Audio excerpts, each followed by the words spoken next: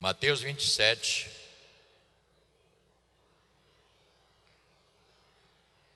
se você tem a sua Bíblia e quer seguir, vamos fazer isto até verso 33. A crucificação e a morte de Jesus, algo qual nós vamos meditar.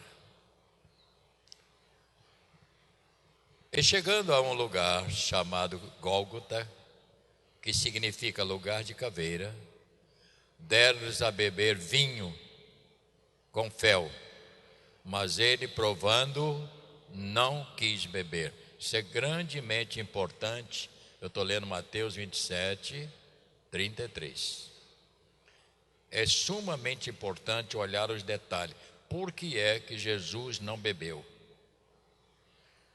E chegando a um lugar chamado Gólgota, que significa lugar da caveira, deram-lhes a beber vinho com fel, mas ele, provando, não quis beber.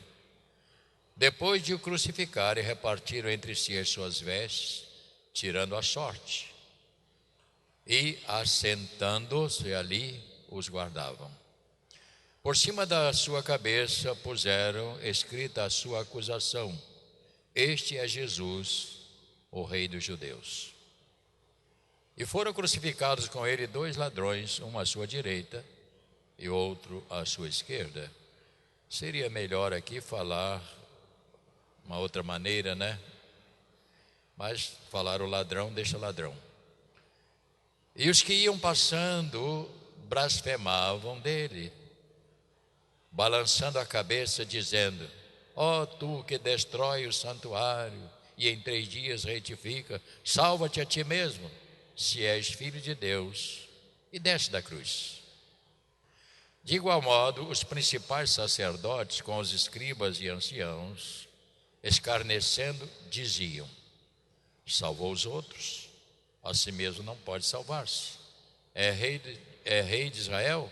Desça da cruz e creremos nele.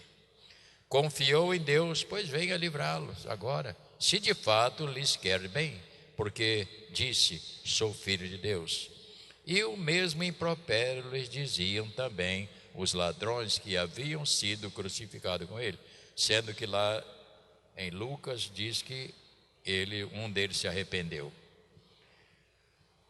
Preste atenção nesta segunda leitura agora, 45. Desde a hora 6ª até a hora 9ª houve trevas sobre toda a terra, e por volta da hora 9ª clamou Jesus em alta voz, dizendo: Eli, Eli, lama sabactani, que quer dizer: Deus meu, por que me desamparaste? E alguns dos que ali estavam ouvindo isso diziam: ele chama por Elias.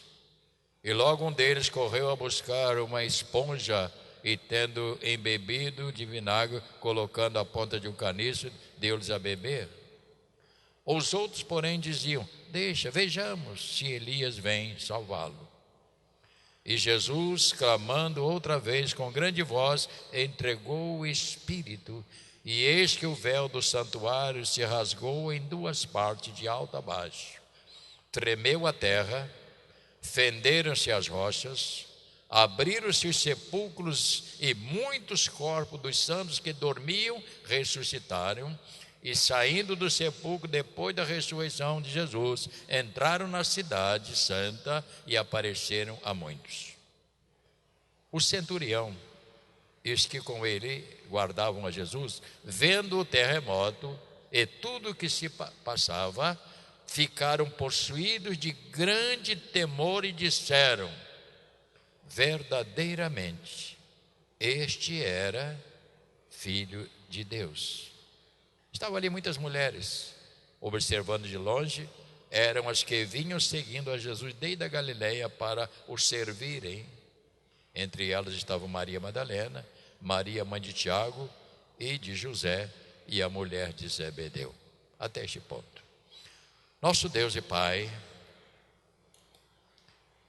nós vamos falar um pouquinho deste grande acontecimento e triste acontecimento, mas por outro lado um acontecimento de vida, apesar da morte.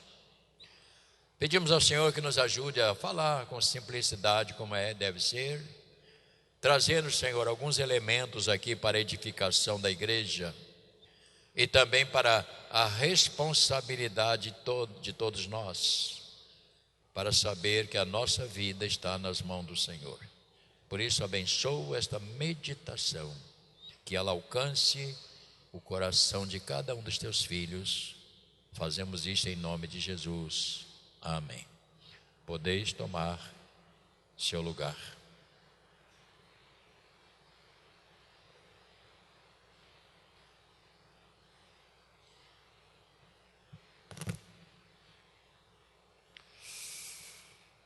Queridos irmãos, nosso marco é a cruz. Há pessoas que não sabem o que é um marco. Um marco é aquele que divide os limites daquilo que te pertence. Quando a gente compra um lote ou qualquer propriedade, chama-se rumo. Rumo é aquela distância, mas o marco é o que dá início e que ele termina, que determina agora o espaço que pertence àquela pessoa. O nosso marco, o nosso rumo é aquilo ali, ó. A cruz, que está apagada porque nós mexemos com a luz ali. Aquilo ali você nunca pode perder de vista. E às vezes nós não queremos falar sobre a cruz e não temos até medo. Alguns têm até medo da cruz. Isso é coisa de católico. Quem fala isto não entende com mais profundidade a razão da cruz. A cruz tem uma marca muito forte. Esta cruz, ela está como uma marca forte em todo mundo. Sabem, quando olha para a cruz, impossível, quem olha para a cruz não vai lembrar de criminosos comuns, vai lembrar de Jesus, que deu a vida por todos nós, por toda a humanidade. Portanto, ela está presente, porque foi na cruz onde Deus ofereceu seu Filho pela humanidade e mais duas coisas, e destruiu a força do pecado, aquele pecado que a gente nasce, e se morrer no pecado, condenado. Então ele foi ali para destruir, eu digo a força, porque ele vai continuar existindo, mas só que agora ele tem algo que pode impedir a sua atuação na vida do ser humano. Então ele foi lá para destruir, tirar esta força e também o poder da morte. A morte está limitada, foi limitada na cruz por Jesus. Por quê? Porque a palavra do Senhor diz que todos aqueles que aceitam Jesus como Senhor e Salvador, eles não morrem. Eles dormem no Senhor. Isso é importante a gente saber. Você viu lá no texto que pessoas ressuscitaram. Então, a pessoa cristã não está mais sobre ela aquele poder do pecado que leva à condenação, porque Jesus na cruz tirou este peso. E nós, ao aceitarmos Cristo como nosso Senhor, este peso não está mais sobre nós. Vamos falar mais tarde algumas coisas sobre isso. Mas é importante você começar a pensar. Então, eu não tenho problema com a morte, porque eu sei que a morte será tão somente um dia, tem que passar. Mas eu não vou ficar, porque com a vinda do Senhor, eu serei ressuscitado para viver com Ele. Eu não serei ressuscitado para condenação, eu serei para glorificação dEle e receber a vida que Ele nos dá. É importante você começar. Portanto, a cruz é muito importante. Foi na cruz que Jesus concluiu o seu ministério. Ministério lindo, fértil. Mas foi na cruz que ele concluiu o seu ministério, uma obra brilhante. Como sinal tremendo, ele deixou o quê? Os documentos para a nossa vida neste mundo. Ele deixou um documento muito forte para testificar nos seus dias aqui na terra. Então a passagem do Senhor aqui, o seu ministério, ficou tudo escrito para que nós pudéssemos ter a estrada para nós caminharmos com segurança. Ouça mais uma coisa: a cruz, repita comigo, a cruz é o selo da obra de Cristo.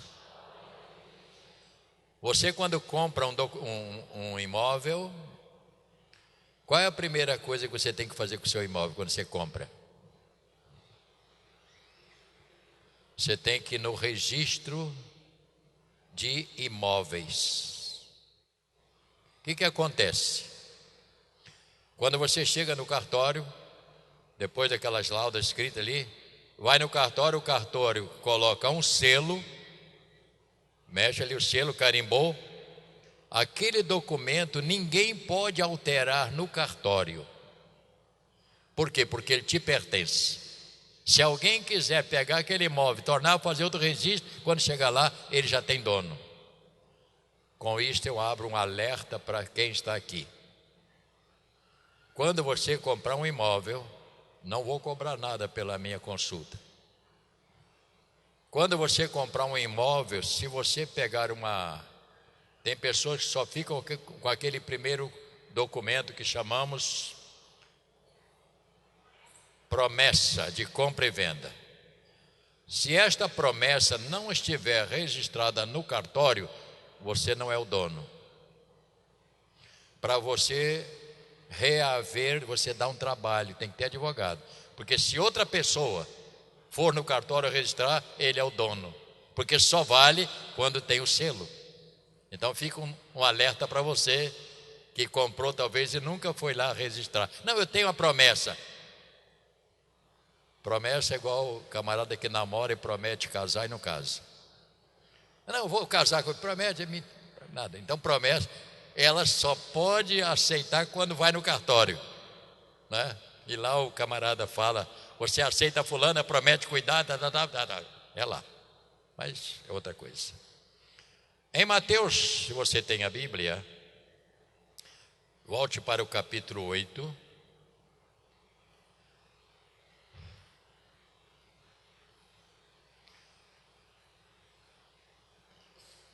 Capítulo 8 de Mateus,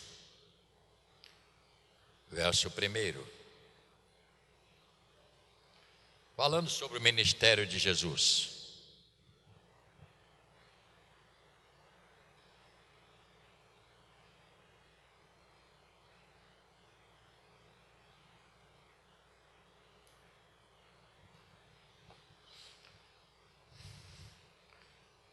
Ora, o que está escrito aí? Descendo ele do monte, né? Grande multidão seguiam, e eis que um leproso, tendo se aproximado, adorou, dizendo: Senhor, o quê? Se quiseres, pode purificar-me. E Jesus, estendendo a mão, tocou-lhe, dizendo: o que ele disse? Quero, fica limpo. E imediatamente ele ficou limpo da sua lepra. Disse-lhe então Jesus: olha, não digas a ninguém, para que ninguém venha me correr atrás de mim aqui. E assim tem outros. Só para lembrar a você que o ministério de Jesus foi um ministério fértil, com milagres e tantas outras coisas. Liga essa luz aqui na minha cabeça, por favor, meu filho, lá em cima. Bota meus cabelos para brilhar.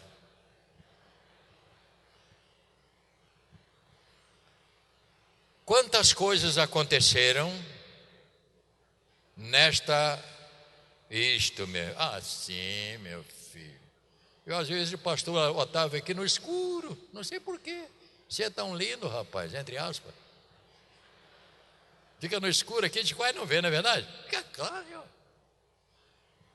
Aí, agora melhorou. Agora o problema não é meus olhos, é o que está escuro mesmo.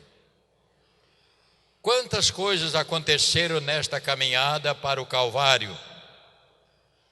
Versículo 32. O que você vê aí? Mateus 27. O que você vê aí? Ao sair, encontraram um sirineu chamado Simão, a quem obrigaram a carregar-lhes a cruz. E eu fiquei pensando, o que quer isso dizer? Tem sentido. Verso 32. Simão levando a cruz. Quem é este homem? Ele era um homem escuro, obviamente, de uma outra região, tá? Tal como aquele etíope que Isaías desceu do carro, né? Subiu no carro para orientar. Quem era este homem? Está em Atos 8:26.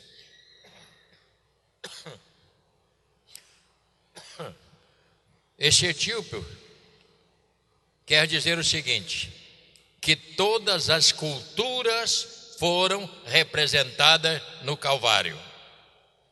Quando Jesus morreu na cruz do Calvário, foi para salvar a todos, em todas as regiões. Todo lugar que tem gente, a morte dele foi para isso. Porque aqui nós temos então, ele representou a todo ser humano no Calvário. Portanto, a igreja é o lugar em que todos que desejam ser salvos, independente da sua nacionalidade, Jesus levou na cruz. Ele já pagou para todos.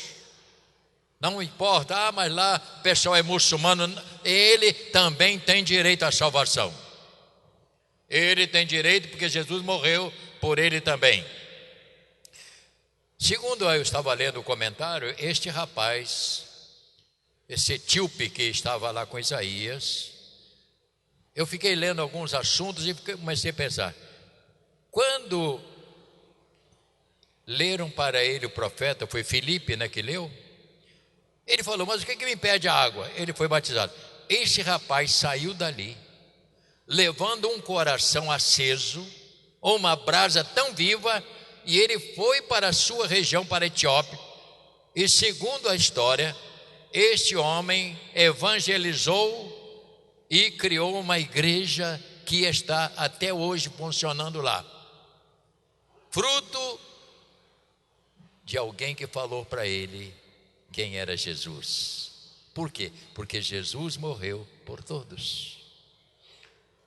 Glória a Deus mesmo, né?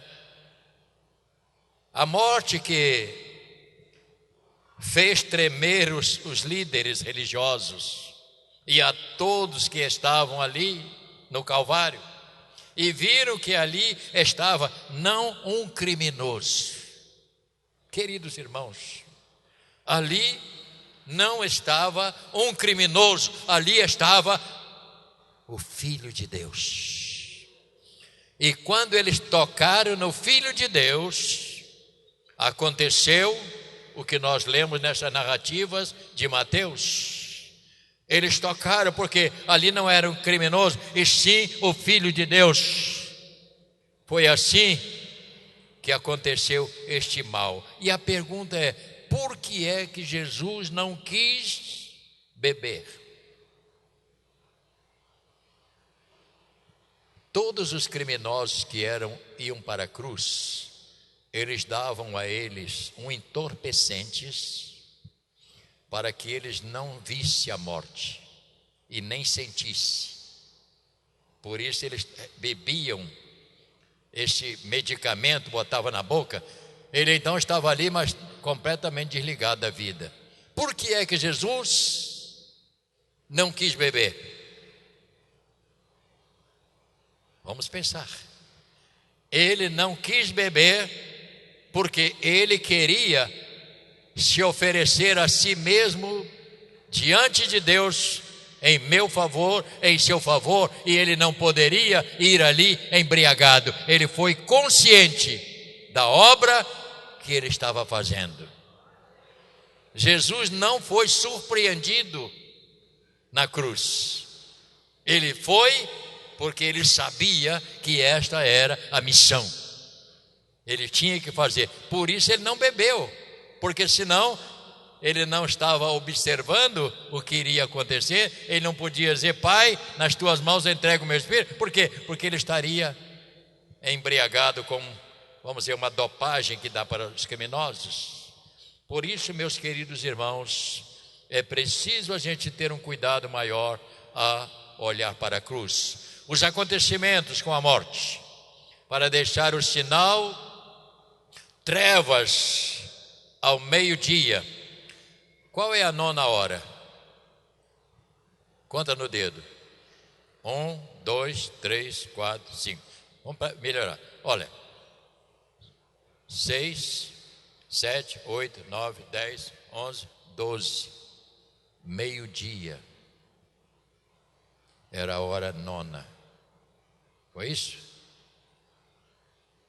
Quando eles tocaram no Filho de Deus, por que foi isso? Porque ao tocar no Filho de Deus, eles tocaram na santidade de Deus. E ao tocar na santidade de Deus, Jesus oferecendo a sua vida, levando sobre si os nossos pecados, Deus virou as costas, porque Deus não pode contaminar-se com o pecado. Por isso houve trevas, escureceu, e as pessoas ficaram assustadas.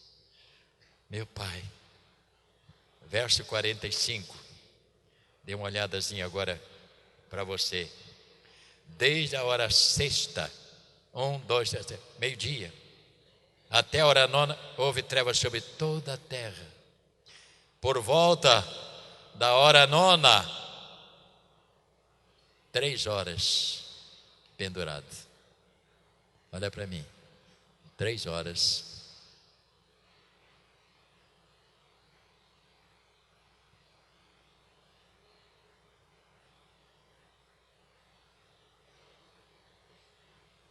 Três horas.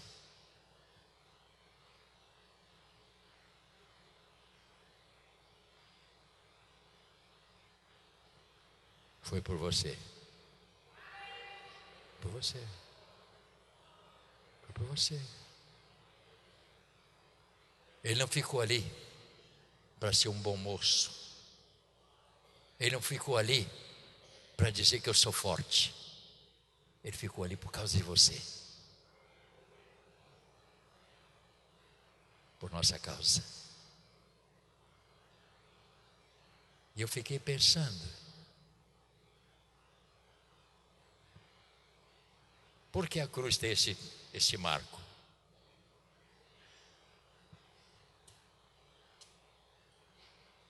Mateus, volte para Mateus 25.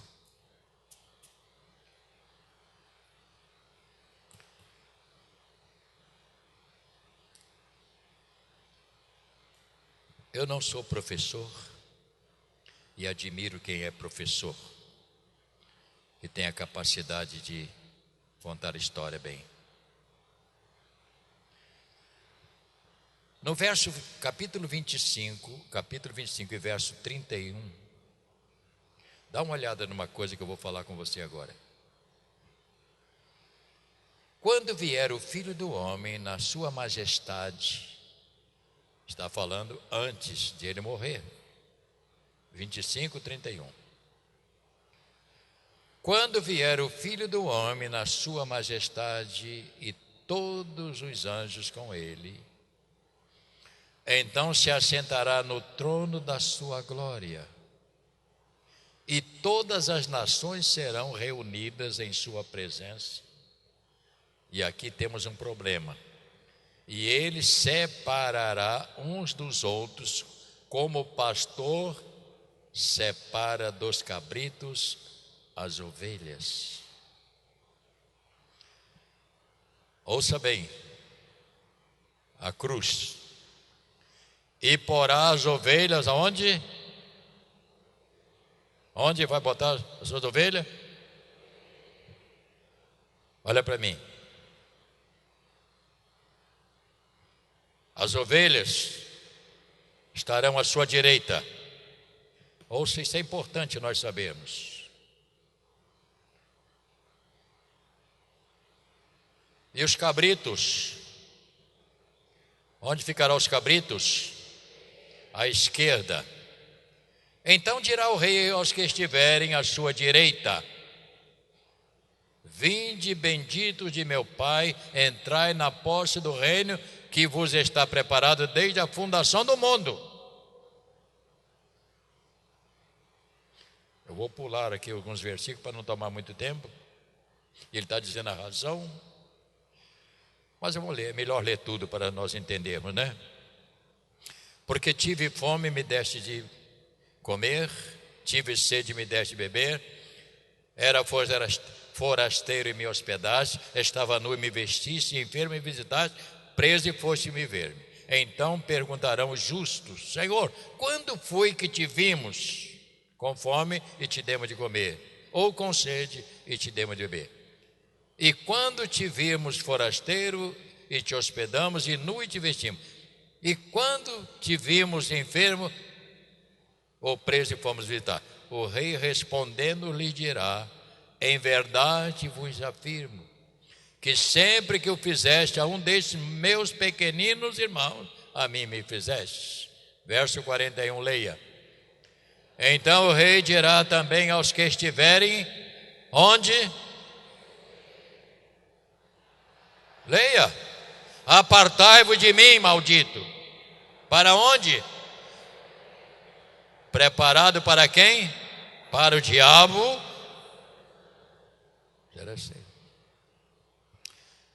É muito sério, irmãos. As pessoas, quando vão pregar o evangelho, às vezes têm medo de falar. Mas se eu falar nesse negócio, muita gente não vai querer vir para a igreja. O problema não é esse. O problema é que você precisa saber as verdades que a Bíblia diz. Verso 48 do texto original, o que está escrito? Vamos ver mais uma vez.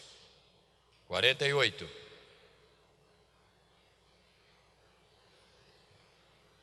E logo um deles correu a buscar uma esponja para colocar na boca, e ele, provando, falou: não é a minha missão. A minha missão é oferecer-me a mim mesmo, limpo, sem mistura. Ninguém conseguiu mexer na vida física dele também, dopando, porque não podiam fazer isto, por causa que ele era filho de Deus. Verso 52, o que diz? Abriram os sepulcros, muitos corpos de santos que dormiam. Irmãos, isso é uma palavra profética. Isto é profético. Este foi uma amostra do que será a ressurreição do Senhor e a vinda do Senhor. A ressurreição do Senhor, ele diz assim: todos que dormirem ou morrerem em mim, eles ressuscitarão para a glória. Olha que coisa fantástica. Eles ressuscitarão para a glória, para viver eternamente com o Senhor. Quando Jesus vier, olha para mim, quando ele vier na sua glória, porque a esperança da igreja, irmãos, é a volta de Cristo. Ele virá. Não se iluda, ele virá. Não importa se ele vai demorar, isso não cabe a mim nem a você. Você tem que ter essa consciência: se eu morrer, eu vou ser enterrado, mas quando Cristo vier na sua glória, eu serei ressuscitado e receberei um corpo glorioso para habitar as regiões celestes. É isto que vai acontecer, irmãos. Esta é a nossa esperança. E nós estaremos com o Senhor ali. Portanto, verso 54, um testemunho que ele foi obrigado a dar. Olha o que está no verso 54. Que diz o verso 54?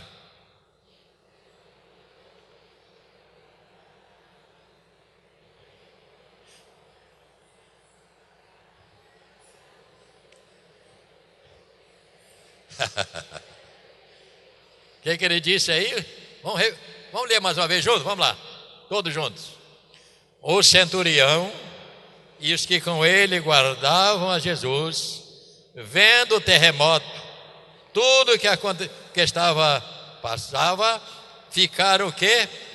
Possuídos de grande temor, e disseram: verdadeiramente este é Filho de Deus. Em outras palavras, nós ajudamos a matar o inocente.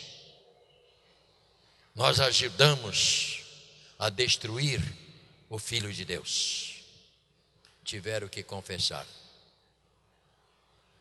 Olha para mim, este é o sinal. Só tem salvação quando você confessa a Jesus Cristo como Senhor. Não é só, eu não gosto daquela, levante a mão para Jesus. O problema não é a mão, o problema é o coração. Porque é muito fácil levantar a mão, mas o coração está trancado. A Bíblia diz que todo joelho se dobrará e confessará o quê? Que Jesus Cristo é o Senhor, para a glória do Pai. Tudo o que acontece é para a glória dele. Louvado seja o nome do Senhor. Portanto, meus irmãos, vale a pena. Eu estou terminando aqui dizendo que a natureza reagiu. A própria natureza reagiu quando mataram a vida de Filho de Deus. Quando eles tiraram a vida do Senhor, a natureza reagiu, né? A crucificação, creio eu, foi um momento de trevas, porque Jesus levou os pecados diante do Pai e disse: Pai, foi aberto o caminho para que o ser humano pudesse agora falar com o Senhor, porque o véu do santuário foi rasgado. O véu era uma que colocava no Santo dos Santos, e com a morte dele diz que o véu se rasgou de alto a baixo, e agora o ser humano pode falar com o Pai. Por isso que Jesus ensinou na sua oração. O que ele disse? Quando você orar, o que ele falou? Você agora não precisa orar por, você tem que dizer: Senhor Deus e Pai, em nome de Jesus. Você tem um representante diante dele, porque o véu foi rasgado. Qualquer pessoa pode falar com o Senhor quando você o aceita como Senhor. É como o filho. Como é que o filho, quando chega em casa, né? Ele não precisa pedir licença, não é verdade? Oi mãe, oi pai. Não é assim que ele faz? Os salvos têm liberdade com o Pai. Ele pode falar. Glória a Deus. Que a paz de Deus invada a sua alma, seu coração. Que você saia daqui nesta manhã valorizando o que você é. Saia daqui sabendo que o pé de Jesus estava na terra, sua cabeça no céu, braço direito os salvos, esquerda perdidos. E eu termino com uma célebre pergunta: de qual lado você vai querer ficar?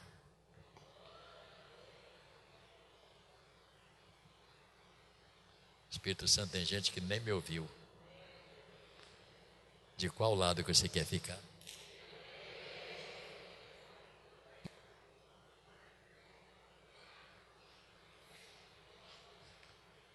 Porque aqui diz para onde vai, e aqui também. Glória a Deus. Curva a sua cabeça. Pastores, por favor, na mesa.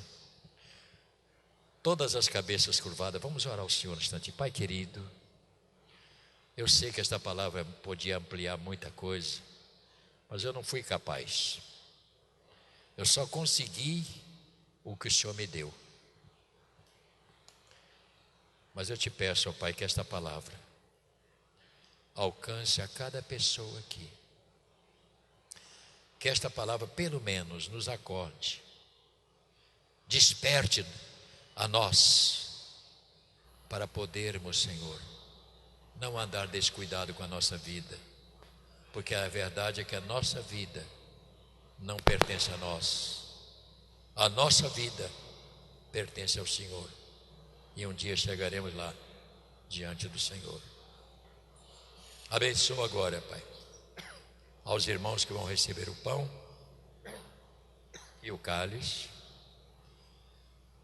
Abençoa as suas mãos, este gesto bonito de entregar o pão e o cálice. Se por acaso alguém tenha cometido qualquer falha, a qual o Senhor não tenha agradado, peço perdão por eles. Ajuda-os, ó Deus, a saber que para estar aqui é preciso ter uma vida diferenciada, uma vida com o Senhor. Eu oro e abençoo este momento em nome de Jesus. Amém. Podeis receber o pão e ir para o seu trabalho.